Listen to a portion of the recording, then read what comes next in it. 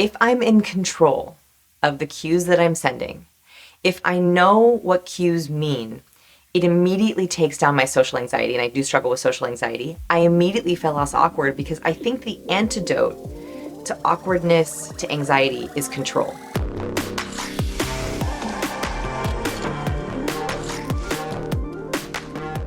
Hi, everybody. This is Marc Campbell. Welcome back to the Selling with Love podcast. I have a returning guest, an amazing woman when it comes to body language, and now expanding into also understanding cues that go beyond just what the body communicates, but how our voice also communicates, and so much more of the subtleties that make somebody be charismatic or not. And so if you're not familiar with Vanessa Van Edwards, she is the national best-selling author of Captivate, The Science of Succeeding with People. It's been translated in 17 languages. 52 million people have seen her YouTube on her viral TEDx talking more about body language. She's a keynote speaker at South by Southwest, MIT, has worked with companies such as Fast Company, USA Today, CNN, CBS, and more. And now we're so excited because her latest book is coming out today. Cues, Master the Secret Language of Charismatic Communication. This is going to be an action that I want everyone to take while you listen to this podcast. Is in the show note. The book is there. When you support an author on the day of launch, it is huge. And what you're about to learn today is going to be a taste of the amazing insights you're going to get from this book. And I'm so happy to have Vanessa coming back on the show. Vanessa, welcome. Oh my goodness. Thank you so much for that lovely introduction. And hello, everyone. It's so nice to be here on launch day. That's right. And, you're on the Selling with Love podcast. And, I really love everything you've taught the audience in the past. So I know we're in for a treat. So I'm going to jump right into it. So you already had the book Captivate, which was a gold mine. And now it sounds like we missed out on something, or something needed to be developed even further. And we're talking about cues. So can you tell us a bit more about this inspiration and what happened?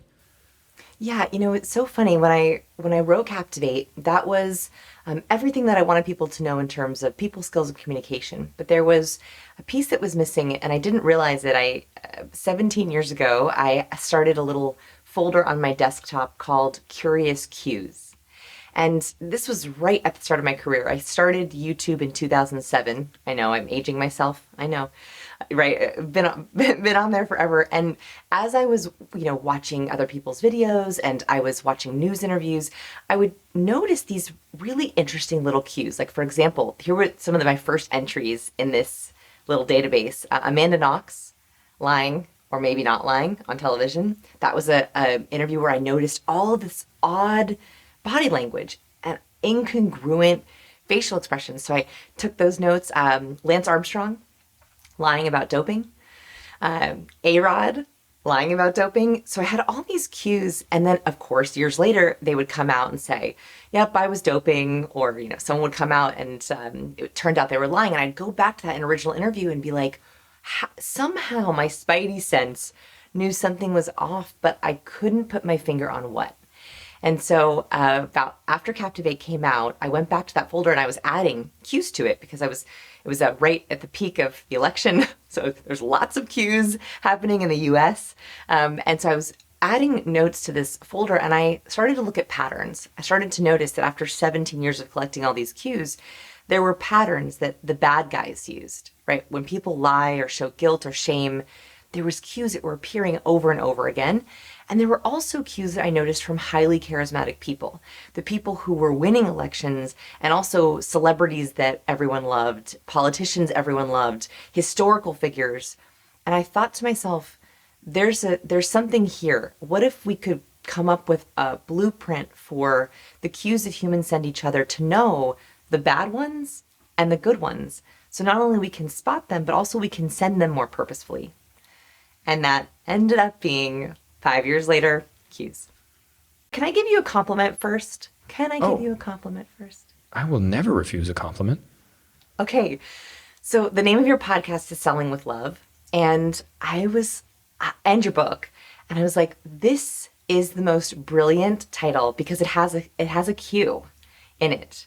So can I tell you what the cues are? I would love for you to tell what the cue is, and also even give us some more examples of these cues, because maybe someone's listening here and being like, what is a cue? Oh, I'm sorry. Yes, that would be a good idea. I should tell you what cues are. Okay, yes, let's do that first. So cues are the powerful, subtle signals that humans send to each other They come in four different channels: nonverbal, verbal, vocal, and imagery. Imagery is like fonts, colors, what's behind me in my background. Those are like the imagery cues. When I saw the name of your podcast and your book, I was like, brilliant. I was like cheering you on, I didn't even know, is because you have two very powerful verbal cues in that title. And what the research shows, and this is the research that grounds the book that blew my mind. So this came out in 2002. It's been repeated many times, so it's very reliable science. It's found that very highly charismatic people have the perfect blend of two traits: warmth and competence. That we love leaders, sellers, buyers, family members, friends who are both friendly and likable and trustworthy, but at the very same time, competent, capable, and efficient. So Selling with Love has two verbal cues, and they are the perfect balance of warmth and competence. So love is literally the ultimate warmth word. I mean, there's no higher warm word than love. So love is a high warmth cue. It signals compassion, trust. It gives us the warm and fuzzies. We love to be loved. We love to feel love. Selling is one of the ultimate competence words, right? To sell, you have to have something good to offer. You have to be in the know. You have to be able to connect with people quickly. So selling is a highly competent word. So what really highly charismatic people do is they always are balancing out their words. So Selling with Love is literally the most charismatic title that I could possibly think of. Wow, that is fascinating to hear and definitely done unconsciously. But again, you're speaking of something that most of us aren't even aware of. And so, because it's happening subconsciously, right? And this is one of the questions I wanted to ask you from what you had mentioned at the beginning, is you talked about these cues that some of these people, you call them the bad guys, right? So you have these bad guys that emit these cues that you might be able to detect the badness, yet they seem to be able to rise to the top and still amass influence. What's going on there? Yeah. So our brain is a cue reading machine. It is adapted to be a cue reading machine. What's interesting is we tend to read cues subconsciously, and it's only when a cue comes into our consciousness that we can activate it. The goal with cues is, as you read, there's 96 cues in the book.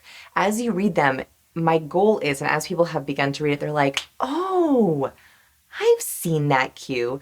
All I'm doing is taking your already spidey sense, amazing thing that you have in your brain to read these cues and just bringing it to your consciousness so you can activate it. And what's really interesting, I'll give you a specific study that it changed the way that I thought about nonverbal cues, is one research study found that when we spot a cue of social rejection, so this could be verbal, nonverbal, or vocal. So let me give you an example of each. So a nonverbal cue of social rejection would be an eye roll while you're talking. It might be a disgust nose crinkle when you say something to someone, a colleague. It might be a turn away or a look back or an overhead gaze. Okay, those are nonverbal cues of social rejection. A vocal cue of social rejection might be, right? You hear, like, I'm irritated, I'm exasperated, or, right, like, I don't believe you. So it could be a vocalization. And a verbal cue of social rejection would be, and this happens all the time in meetings, I don't think we can do that. I don't think so. I don't like that idea. Probably not. What are you doing here? Right? Those are all verbal, very clear verbal cues of, I didn't say the right thing or I'm not in the right place. Okay.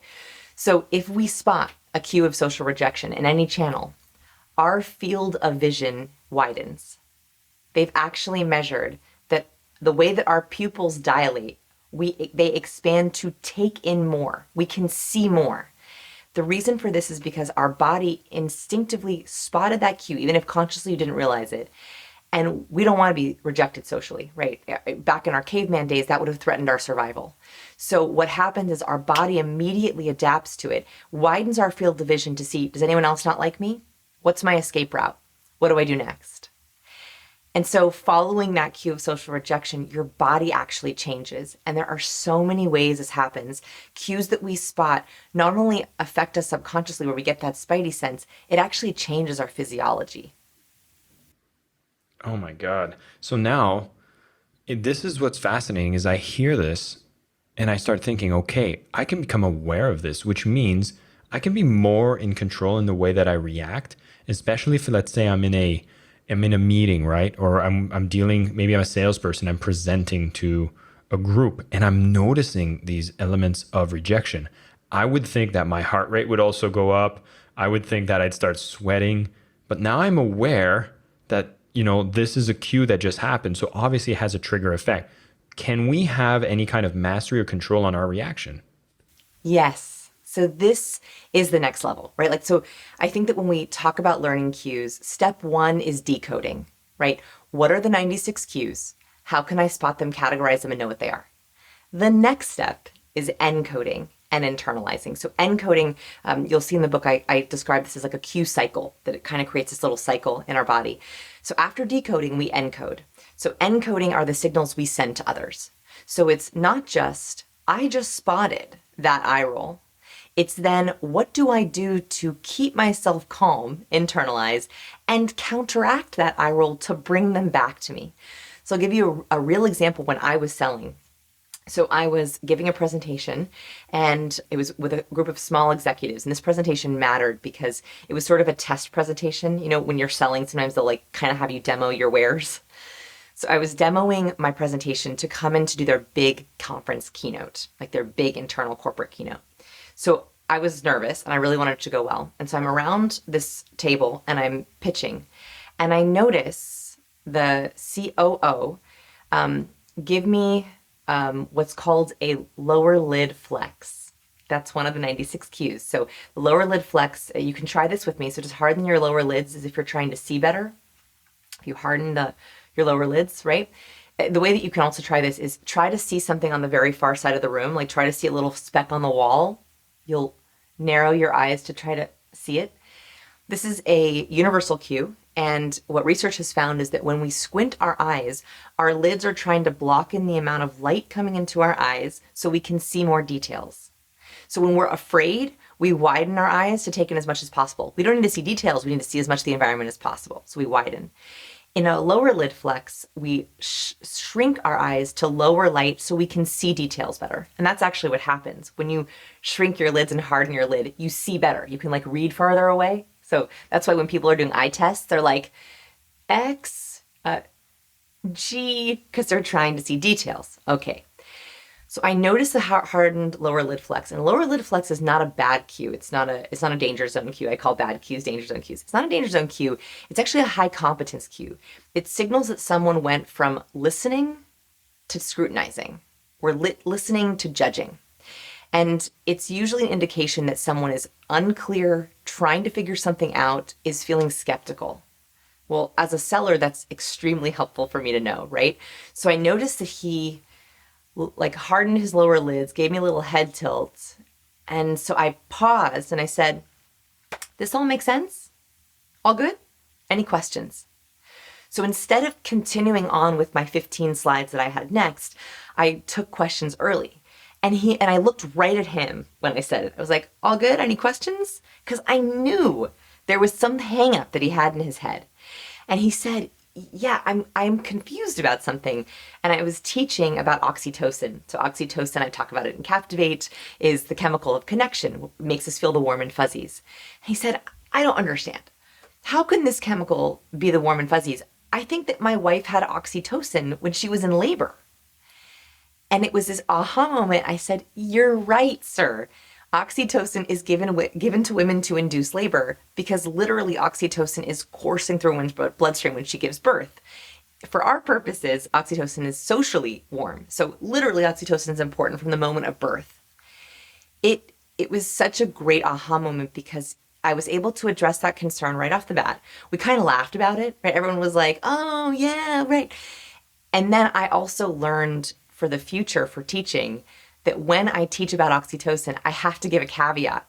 I have to say, as a seller, as a teacher, oxytocin is a very complicated chemical. It does a lot of things in our bodies. But for our purposes, that has helped me prevent future lower lid hardens because I learned how to be a better teacher. So that was a very long answer to yes. The answer is yes. Well, I love this answer because I could just imagine, the nervousness that could come up if you're doing a presentation and you see that little squint happen is that you might actually have a bad response. And I could imagine, I had a student that, when she got into selling, she was educating and then she kind of switched to the pitch. And as she's doing this pitch, she noticed people doing that squint. And what she did is she started going really fast for the rest of the presentation because it triggered nervousness. And this is a common thing that we do when we're selling, is like when we see a cue that we don't understand, we might get nervous and then start speaking fast. But here you actually proposed a very strong course correction to actually start inquiring right away. And so I think this is actually a very powerful and applicable one. You're right. It's funny, our natural reaction to what makes us nervous, like what happens to us in fear mode. As you know, I joke that I'm a recovering awkward person. So for me, this book was interesting because these are the cues I literally use to socially survive. Because what happens, the reason I feel awkward in interactions, the reason I get overwhelmed, the reason I'll be selling and I'm on my game and then I'm off my game. Like one bad cue and I'm like rushing, sweating, right? Like totally off my game, is if I'm in control of the cues that I'm sending, if I know what cues mean, it immediately takes down my social anxiety. And I do struggle with social anxiety. I immediately feel less awkward because I think the antidote to awkwardness, to anxiety, is control. Confidence is great. And I love confidence. We talk a little bit about confidence in the book. But actually, I prefer control. In a social interaction, I think that control over our cues, over the cues being sent to us, that's actually what beats anxiety. I love what you're introducing in this book, in the sense that now we actually can have tools so we become aware, and then we can actually recode, as you say. And so if we want to be more competent in the way that we communicate, the way that we sell, the way we do presentations, then having an awareness of all these cues are extremely useful, which actually brings me to that dark side of it. And I think that was alluding a little bit to this earlier in the interview, was that there's a lot of salespeople who can really learn how to sell and persuade. And in my concept, I call them the fear-pride paradox. It's like learning the process of selling without caring for the responsibility that comes with selling. And so you can see these very effective, call them those snake oil salespeople, that in the process, they know how to use every cue to manipulate. And I use that word very deliberately because manipulation means persuading without empathy, without caring about the results of this manipulation. And this, I think, would be a very useful tool, maybe not for the sellers that are listening, but maybe for anybody who's interacting, looking to buy, are there cues that we can pick up when they're quote unquote fake cues? Yeah, so I think that there's a fine line between purposeful and manipulative. You got it right. The intention is everything. And so I think that first, just what I like to say is, if you are being purposeful with your cues, if you have a goal, a sales goal, a social goal, to bond, to connect, to set people up for success, that intention makes you purposeful. That means you are choosing and picking cues with purpose and intention. That is the only difference between purposeful and manipulation, right? It's a very small difference, but it is a difference. Manipulative, I think, is when we are trying to take advantage of people, when our intention is bad. So fake cues, we have a spidey sense for fake cues as well. And the reason for this is because congruence is incredibly important. So for example, if I show up to a pitch as my warmest, most competent self, so I really like this client, I really want the work, I believe in my presentation, my product, I know a lot about my presentation, my product, I am being warm and competent, I'm showing up as my warmest, competent self. If I show up and I don't really like the client, or I don't really know my stuff, right? Like I don't know as much about my product as I should, that is going to leak out in its own cues. So they've actually found there are leak cues. The first leak cue is going mute. So you'll often notice that people will withhold or stifle. And we notice this as humans. If someone's, very animated and talking, and all of a sudden they kind of go more demure, go more mute, even people will lower their volume. So one thing that I've noticed is if people are unsure of their numbers, so I listen to a lot of sales pitches and a lot of sales calls. I love doing it. And what happens is if someone knows their number is not true, like they know that there's a lot of wiggle room on their number, they go like this. They either drop volume or do the question inflection. So they'll say, we'd love to have your work. We'd love to work with you. And the price of our service is $5,000. And that is because your body knows this number might get you in trouble. This number is not true. And so it's harder, literally physiologically harder to get breath behind those words. Or you see people in our research, and I talk about this a lot in the book, we did a lot of lie detection research. We looked at what do liars do when they lie? What cues are they sending out? So we had people in our lab record 2 truths and a lie. They play that game. I don't know if you remember that game. Yeah. So you say 2 truths and a lie. And we paid very close attention to what people did on the lying statements. And it was fascinating. Over and over again, the same lying cues came up. The next biggest one after volume drop was question inflection. So someone would say, right, so about me, I love dogs, I'm a vegetarian, and I traveled to Europe last year. So they would go up in their question because liars are asking, do you believe me? They also know it's not true. So their body leaks out. Is this true? And so why I'm saying this is because if your intention is not good, if you're trying to cover something up, fake warmth or fake competence, there are all kind of cues that you're going to have to work really hard to stifle. And it's almost impossible to cover those lying cues. Like, for example, one of them is blink rate. Liars typically blink, their blink rate shoots up. It's impossible to control your blink rate. I mean, if you want to control your blink rate, you'd have to literally sit there, holding your eyes open.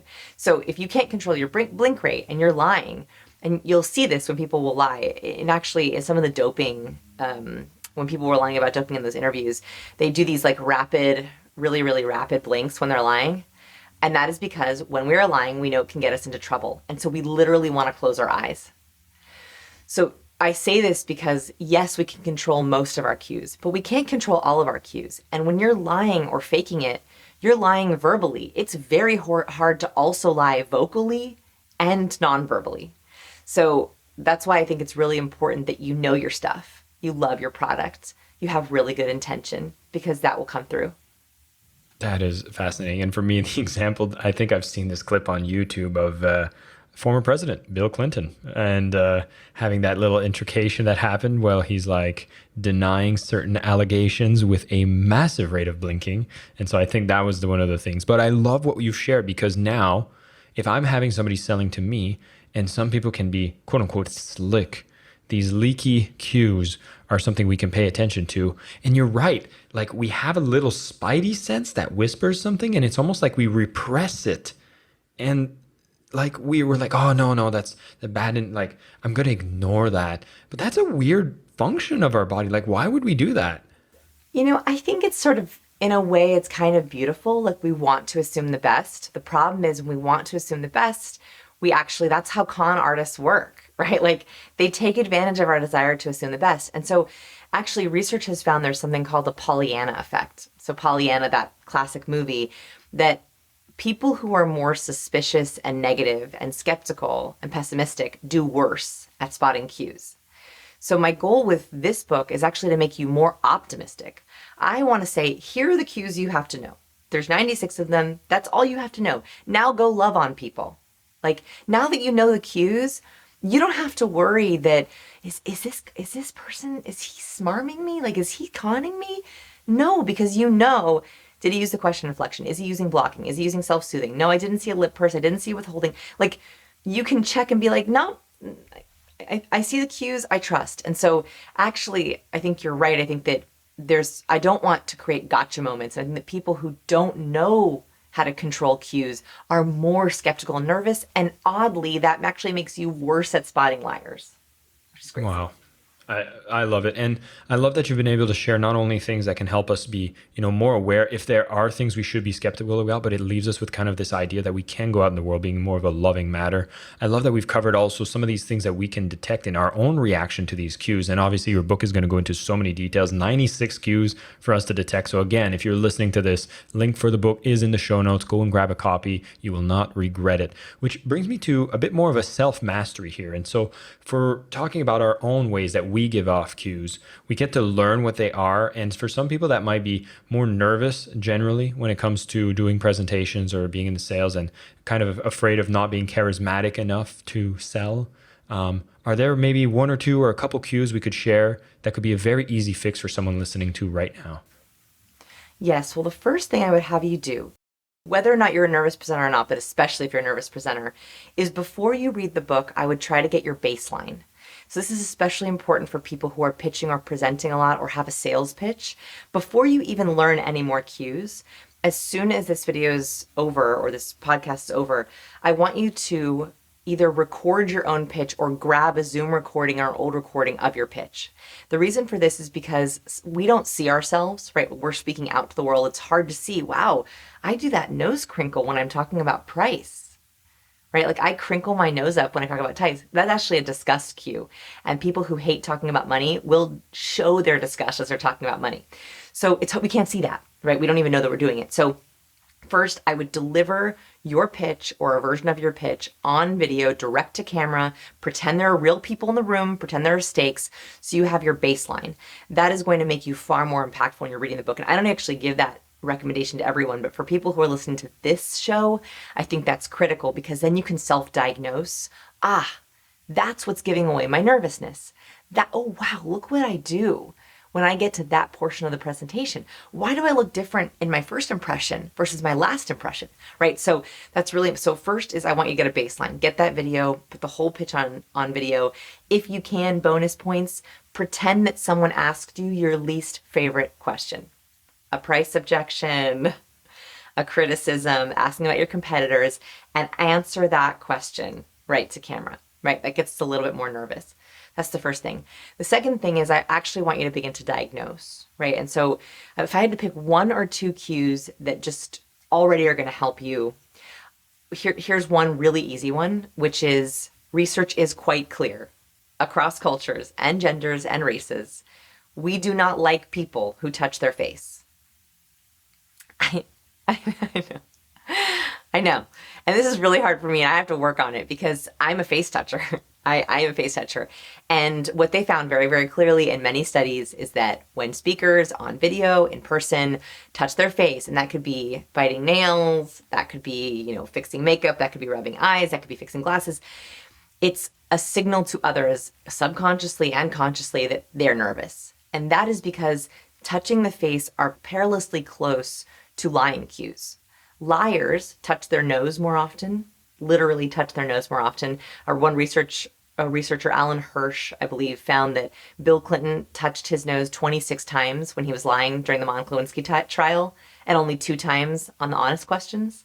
So liars touch their nose. They touch their nose like this. They scratch their nose. They touch their nose. They rub their nose. So we know that subconsciously. People who are very anxious mouth block. So they cover their mouth. Like you'll notice if you say to a kid, "Did you take that cookie?" They'll no. Like they cover their mouth because they're trying to withhold information. And there's also eye blocking where we cover our eyes. So all of those cues are really close. So even if you're face touching, not eye, nose, mouth, it's close. It makes it so. Try to remove those as much as possible. Right? Try to remove any and all face touching if you can. And that sounds crazy, but that's a really easy one. I struggle with it still, so I really have to work on it. The only exception to it might be, and this was a favorite cue of Hillary Clinton, although she didn't win any elections, so maybe this is something she has to work on, is a contemplation cue. A contemplation cue is when someone rests their face on their chin on their hand. That might be the only exception to the face touch rule, is you'll notice that very contemplative people, what is it, the thinker, right? Like that, right? The thinker sculpture. So, resting your chin on your hand, that's the only exception to that one. So that's one really easy one that I'll give. I love it. And thank God you gave me the exception because I love putting my hand on the chin and being the thinker. And so at least I'm getting a pass for that one. And you're getting a pass because that's contemplative, right? You're really thinking. Really, 100%. Yeah. And listen, Vanessa, thank you so much for joining on the podcast. You are on a busy roll. Congratulations on the book. We're so excited to be able to support it. Thank you for sharing with the community here these amazing insights. Again, we're talking about cues. There's all sorts of cues we have from our body, from the things we say, from the things we make sounds of, not say. But really, when you start to learn all these different cues, you can start being better at communicating, better at understanding others, and better at recoding yourself and rewiring yourself so that you're able to actually react in a way that is more constructive in any of your presentations. There's so much more that you can decode yourself when you go deeper into the book. So of course, go and get a copy if you have a chance. The links are into the show notes. And of course, go out there, start studying yourself. I remember myself, you recommend to film yourself. I think when I first started doing presentation, I would clap my hands all the time. So I highly support this idea. If you get a chance to film yourself pitching, watch yourself, start studying these cues. And if you have the book alongside, you'll be able to pinpoint every single one of them, make some small corrections, and be more effective in the way that you communicate. Vanessa, once again, thank you so much for coming on the show. And I do want to ask you one final question, which I usually ask my guests on this show, which it is, it's called the Selling with Love podcast. So if I say selling with love, you already gave us a great intro, but what does it mean to you? For me, it's the perfect balance of warmth and competence. I knew that the moment that I heard it, which is when you're trying to sell something, you're trying to help someone, you're trying to build trust and connect with them, but you're also trying to help them from a competence place, make their life better, make them more successful, make them more effective. And that's that sweet spot of very highly charismatic people, is hitting both.